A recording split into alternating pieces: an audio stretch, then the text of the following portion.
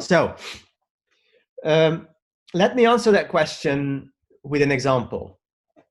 Let's say you put together a Chinese team or a Singaporean team with a European team.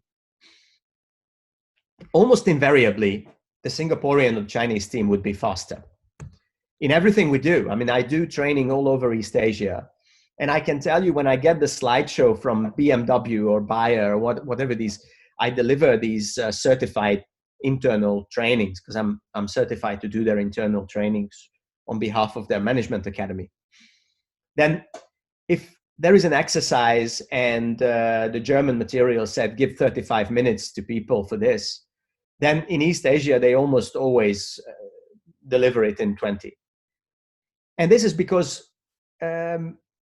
East Asian people are taught in school to be extremely practical. Whereas in Europe, since the antiquity, we have this triple structure of start from the big picture, discuss, and we enjoy the abstract, even philosophical discussion, and then agree, and then deliver. So from the European perspective, it's as if East Asians just skipped the first step and they jumped right into consensus. And very often what we see from the European perspective is that they deliver a solution, and if it's not the right solution, don't worry about it. We are going to fine-tune it. We are going to correct it on the go. And it can even be a business model. If you look at Alibaba, or if you look at DJI, the drone making company, the way they beat the competition when they were in international competition, more DJI than Alibaba, is that they launched their product very early, at the very early stage of the research and development phase. With European eyes or with American eyes, those DJI drones were not ready, especially the software. But they launched the product anyway. And then they basically guaranteed to the client that if the drone is going to behave in a strange way, then they are going to fix the code, which they did. So from a German or even an American perspective, this could even be unacceptable, because drone is a dangerous game. So what are you going to do if it falls? What are you going to do if it takes pictures of something that it's not supposed to take pictures of? But it's a different kind of business model. And it's based on those 1, 2, 3, 4 matrix that I showed you already. Now, in this case, let's say if a German or a Chinese team work together with each other, then obviously it would not be the German colleagues who are good at this fast and flexible way of doing business. And they would be good at an abstract approach to seeing, for example, where the risks are: financial, physical, and any other kind, or even legal. So you could put together a team where the Asian research and development team pulls the cart, and the German legal, financial, and technical team guides the cart and pulls the brake if they have to. And a lot of companies are actually doing it this way with a lot of success. That's why, for example, automotive firms, especially the automotive firms that deal with new energy vehicles like electric cars, or companies that deal with new chassis, like cars that are not made of metal anymore, but they are made of like carbon fiber and so on. They move their research and development to East Asia, because East Asian R&D people, they are not so afraid of breaking all the traditions, especially in China, because that is not a traditional country at the moment. Whereas Germany, for example, the automotive industry is extremely traditional. And to a large extent, that's true about Italy as well. So Chinese people, where history and traditions have been deleted 7 times during the past century, they are not afraid to say, okay, let's stop doing it this way. Let's replan everything. Whereas in Germany, where BMW just celebrated its 100th anniversary, and it's not the oldest car company in Germany, obviously they are much more cautious with these breaks from the past. Does anybody else have any questions? Where is China? Fantastic question.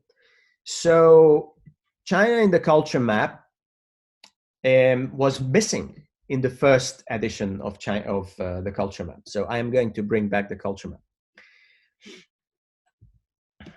Erin Meyer published the first culture map this way. China was missing, and I asked her why China was missing there, and she said that is because China is complicated, which is true. And in the second culture map, China was, imagine Sweden and Korea and China, they are an upward facing triangle. So it's somewhere there. But even that is misleading, and I will tell you why. And I have been in touch with a lot of intercultural researchers, including Erin Meyer. The reason is that there are two Chinas as far as we are concerned. One of them is a China that is very often called Confucian, harmonious, consensual, obedient. And when you look at statistical analysis, that would be true. I think at least 80% of the Chinese population lives in this traditional Chinese culture, which is very low risk, which is very low conflict, which is quite duty-based. But that's not the China that most international business people will experience. Because the tip of the iceberg, the elite of the society, is not traditional at all. It's a highly educated urban elite, extremely competitive. Young Chinese people in cities, they compete for schools, they compete for universities, then they compete for jobs. Perhaps you know that the Gaokao, the Matura, you know, the examination that concludes secondary education, it is extremely tough. And not many people go to the next level, and the minority of students go to the next level and can go to a good university. And after that, the job market for well-paid jobs is absolutely cutthroat. So these people are extremely ambitious and very materialistic as well. So definitely not your Confucian type of people. And it could happen that this is the minority, let's say the top 10 or 20% of the population in China. But number one, that's the population of the United States, about 300 million people. And because China has 1.5 billion people, so 20% of the population is the population of the United States. And also, if you do business in China, 90% chance that you are going to do business with those people. And if you look at the culture map again, then the cultural description of this so-called middle class, I would be careful with this expression because this middle class is not really middle at all. This middle class is actually the elite, the top. But the cultural description of this Chinese middle class is much closer to the United States than to China on the culture map. So it would be close to the center, but in the red, dominant upper left corner, which could be the reason for a very strange phenomenon that so many Chinese people and families, including the leaders of the Communist Party, want to send their kids to be educated in the United States. So which is fairly interesting because all we hear is that China is a socialist country. But can you imagine in the good old days, Leonid Brezhnev's son or daughter going to study at Harvard? That would have been fairly interesting. If you look at the Chinese elite and the Chinese middle class, they all want their kids to be educated abroad, exactly because they distance themselves from this traditional mainstream Chinese culture, and they want to learn values and skills which may make them survive in a fairly competitive, fairly tough environment. I hope it's not too philosophical. Yeah, slow Europeans. I mean, you are just by speeding up is not going to help. It's a little bit like when you are driving on the highway and the car behind you decides that you are not fast enough and gets close to you and blinks the light or even honks the horn. Of course, what is going to happen that some people are even going to feel threatened and slow down even more. So just by making faster decisions, that is not going to help, because if you make faster decisions, you are going to make more mistakes. And if you make more mistakes, they are going to complain anyway. What I usually say in this situation is look at the profile of your people. Take some of your people in your team whose expertise you trust and who has the right experience, but is relatively fast and relatively decisive.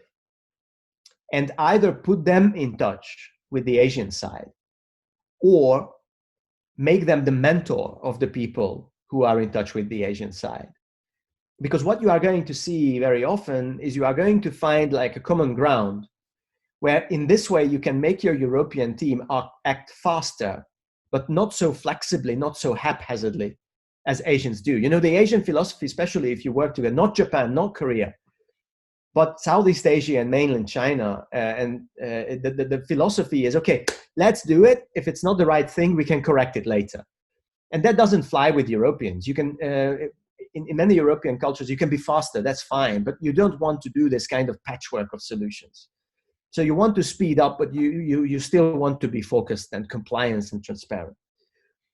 And picking a couple of mentors who can act this way and they are not afraid to speed up, that is very often the right way to approach.